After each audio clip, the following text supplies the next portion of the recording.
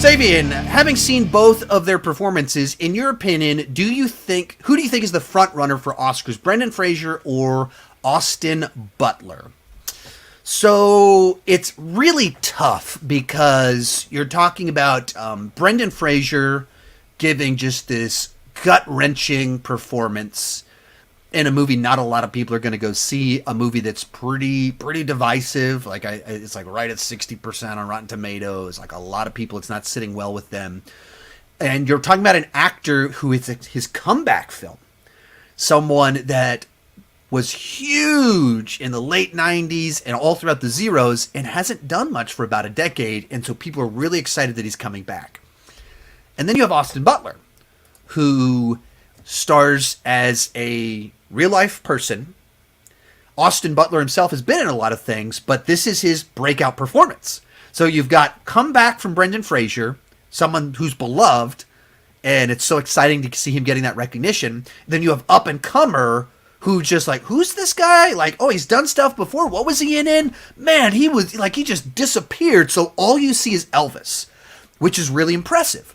And these are the types of performances that are very frequently celebrated are people in biopics. That if you're able to capture the energy of a famous person that we've spent so much time watching before, people love that.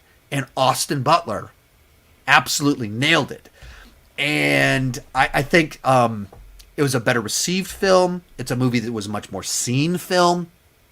So comeback from Brendan Fraser, gut-wrenching performance, just devastating, or Austin Butler playing a real-life person in his breakthrough performance. I'm not great at guessing these things. Who would I give it to? I'm excited for either one of them to get it. I'm not on the Brendan Fraser train like a lot of people. I wasn't big into the Mummy films when they came out. Like I saw them, but I wasn't super into them. I didn't grow up with George of the Jungle. I was like, they're doing a George of the Jungle movie. I'm not going to go see that. So I didn't grow up with him. So some of my film critic friends who are 5-10 years younger than me have a fondness for him that I don't necessarily have. No negative feelings towards him. I just don't have that specific fondness. But anytime you have someone that seems so honest, sincere, coming back, it's a great story. I'd love it if he wins. If I'm having to choose who I'm giving to based off just the performance, I think I would go Austin Butler.